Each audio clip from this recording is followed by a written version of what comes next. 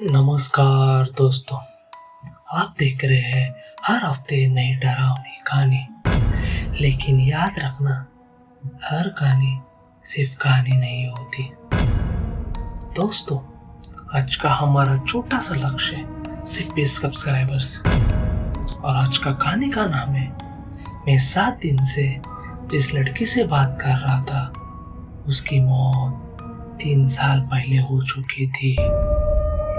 अगर किसी अनजान लड़की का मैसेज रात के 2:17 आए तो कभी रिप्लाई मत करना, क्योंकि मैंने किया था और 7वें दिन मुझे पता चला वो लड़की 3 साल पहले मर चुकी थी।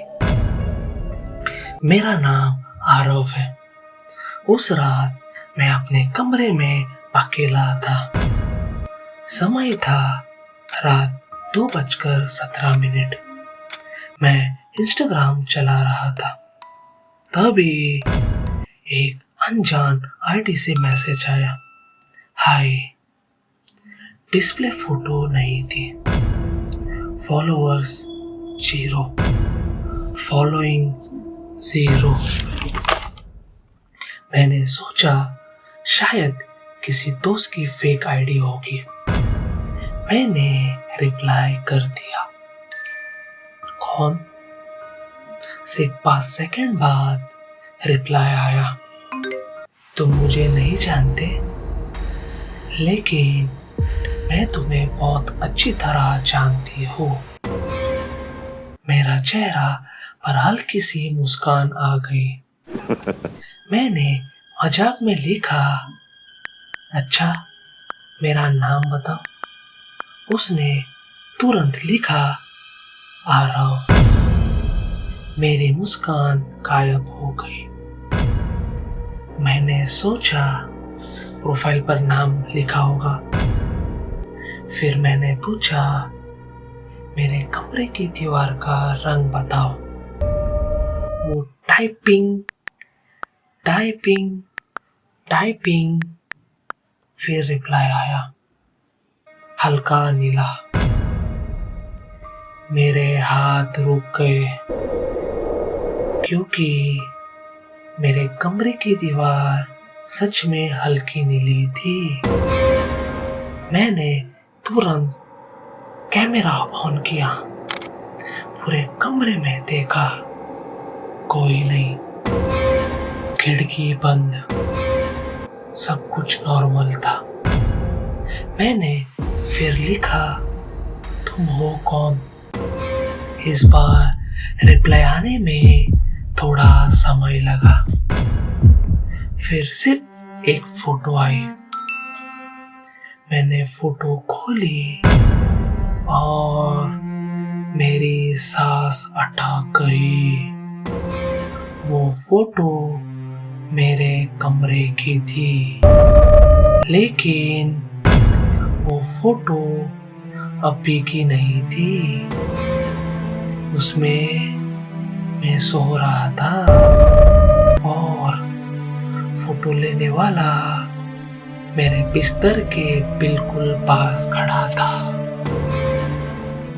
मैंने उस फोटो को बार बार जूम करके देखा।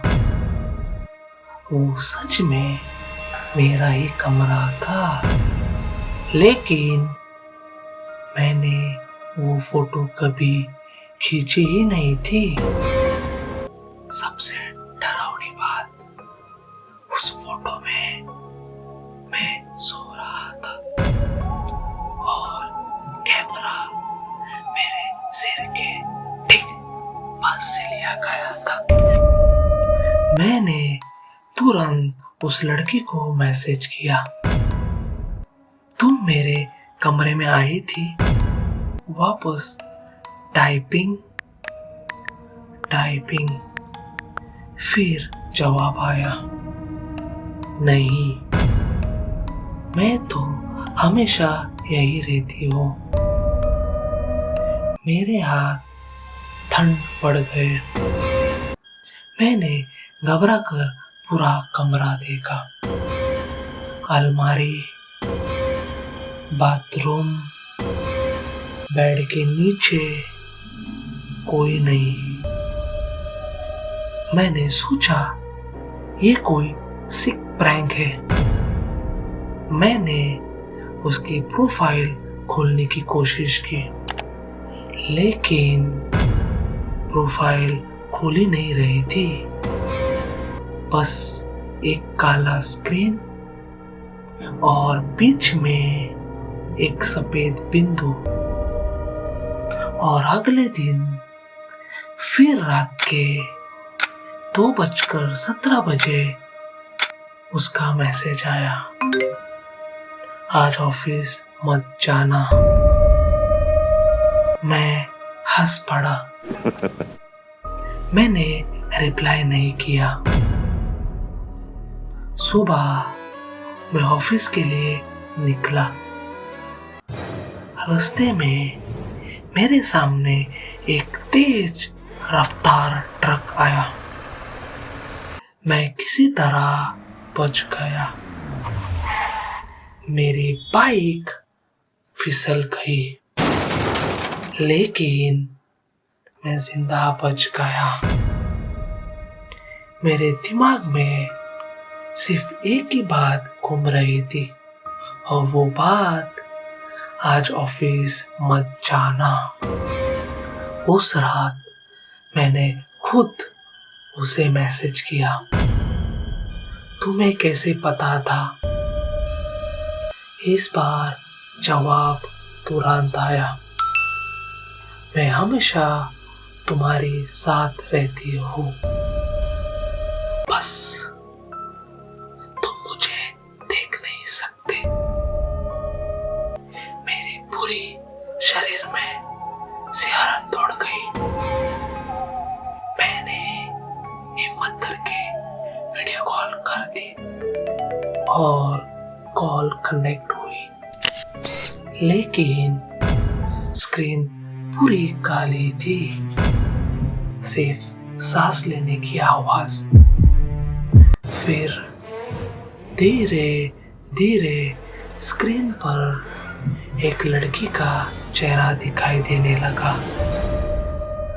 उसके लंबे भीगे बाल, सफेद चेहरा और आंखें सीधा मेरी तरफ।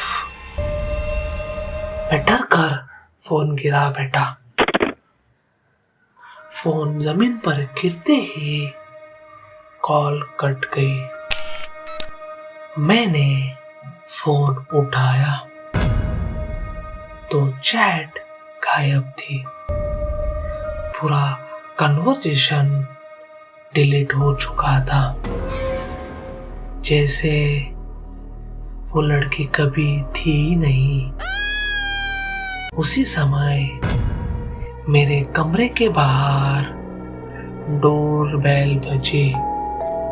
रात के 2:17 टिंग टोंग। रात के 2:17 मैं जम गया। मेरे हाथ कांप रहे थे। धीरे धीरे मैं दरवाजे की तरफ बढ़ा। इतनी रात को कौन हो सकता है? मैंने डोर व्यूअर से बाहर देखा, लेकिन कोई नहीं था। पूरा कॉरिडोर खाली। मैंने रात की सांस ली। तभी मेरे मोबाइल पर उस लड़की का मैसेज आया, दरवाजा मत खोलना। मेरे पैरों तले जमीन खिसक गई। मैंने तुरंत पीछे हटना चाहा, लेकिन टिंग टोंग। इस बार घंटी पहले से ज्यादा तेज बजी। मैं डर गया, फिर भी हिम्मत करके दरवाजा खोल दिया। बाहर कोई नहीं था, लेकिन जमीन पर एक पुरानी फोटो पड़ी थी। मैंने फोटो उठाई। उस फोटो में मैं खड़ा था और मेरे ठीक बगल में वही लड़की मुस्कुरा रही थी, लेकिन मुझे याद ही नहीं था कि मैंने उसके साथ कभी फोटो खिंचाई हो। फोटो के पीछे नीली स्याही से लिखा था, तुमने वादा किया था कि तुम मुझे कभी अकेले नहीं छोड़ोगे। मेरे दिमाग में तेज दर्द शुरू हो गया। कुछ धुंधली यादें वापस आने लगी। बारिश, वो कॉलेज, एक लड़की और उसकी हंसी। मैंने तुरंत मोबाइल खोला। उसकी चैट फिर से वापस आ चुकी थी। मैंने कांपते हुए लिखा, तुम कौन हो? इस बार पहली बार उसने अपना नाम लिखा, अनन्या। और उसके बाद एक आखिरी मैसेज, अगर सच जानना हो तो कल सुबह 11 बजे पुरानी सिटी लाइब्रेरी में आ जाना। मैंने तुरंत गूगल पर उसका नाम सर्च किया, अनन्या। पहले ही रिजल्ट देखकर मेरे सांस रुक गई। न्यूज़ हेडलाइन पर कॉलेज छात्र अनन्या की रहस्यमय मौत। आज भी एक रहस्य। तारीख 3 साल पहले और नीचे लगी फोटो वही लड़की थी जिसे मैं पिछले 7 दिनों से बात कर रहा था। अगले दिन मैं ठीक 11 बजे पुरानी सिटी लाइब्रेरी में पहुंच गया। पूरा भवन सुनसान था। अंदर सिर्फ एक बुजुर्ग लाइब्रेरियन बैठा था। मैंने पूछा, क्या आप अनन्या को जानते थे? उसके हाथ से किताब गिर गई। उसने कांपते हुए पूछा, तुम आरव हो? मैं चौंक गया। आप मेरे नाम कैसे जानते हो? वो धीरे से बोला, क्योंकि अनन्या मरने से पहले सिर्फ तुम्हारा नाम ले रही थी। मेरे पैरों तले जमीन फिर से खिसक गई। उसने एक पुरानी डायरी मेरे तरफ बढ़ाई। ये उसने तुम्हारे लिए छोड़ी थी। मैंने डायरी खोली। पहले पन्ने पर लिखा था, अगर ये डायरी आरव पढ़ रहा है तो इसका मतलब मैं अब इस दुनिया में नहीं हूँ। मेरी आंखें भर आई। मैं पन्ने पलटने लगा। उसमें हमारे कॉलेज की बात थी। वो दोस्ती, वो हंसी और वो मुझसे प्यार करती थी। लेकिन मैंने कभी समझ ही नहीं पाया। आखिरी पन्ने पर लिखा था, जिस दिन मैं मरी उस दिन मैं तुमसे मिलने आ रही थी। मेरे हाथ कांपने लगे। मैंने आखिरी लाइन पढ़ी, अगर उस दिन तुम 5 मिनट पहले पहुंच जाते तो शायद मैं आज जिंदा होती। मैं टूट गया। 3 साल से वो मुझे डरा नहीं आई थी, वो मुझे माफ करने आई थी। रोते हुए बोला, अनन्या मुझे माफ कर दो।